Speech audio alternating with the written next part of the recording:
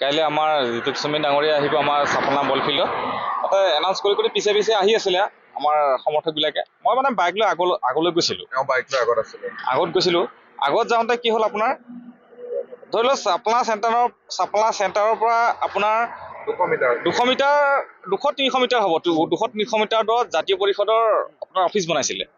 তাত অফিচ বনাওঁতে মই ক'লোঁ এইটো যাওঁতেতো মই দেখা পোৱা নাছিলোঁ আগত, কিন্তু যেতিয়া আপোনাৰ আমাৰ ওলাই যোৱা ৰাস্তাটো চেণ্টাৰত দুখন ৰাস্তা আছিলে। এখন ৰাস্তাটো যেতিয়া আহিলোঁ, আপোনাৰ এইখন ৰাস্তাতে ক'লোঁ এইখন জাতীয় পৰিষদৰ অফিচ বনালে নেকি? অফিচ বনালে নেকি কওঁতে আপোনাৰ জাতীয় পৰিষদৰ ল'ৰা কেইজনমান আছিলে, তাত গুণ্ডা আছিলে আৰু গুণ্ডা পঢ়ি থৈ দিছে তাত। আপোনাৰ 10-15জন ল'ৰা আহি মোক ঘপককৈ এন্ধাৰৰ সুযোগ লৈ মোক এটেক কৰি দিলে। গোটেইখিনি আপোনালোকে দেখিব, ইয়াত মাৰিলে, আপোনাৰ এই নাকেদি গোটেই আপোনাৰ নাকটো বেণ্ড কৰি দিলে। মই গম নাপালোঁ, আপোনাৰ তেজ ওলালে। তাৰপিছত আমাৰ ল'ৰাখিনিও আহিলে। ধৰি লওক আমাৰ কাৰ্যকৰ্তা ল'ৰাকেইটা আহিলে।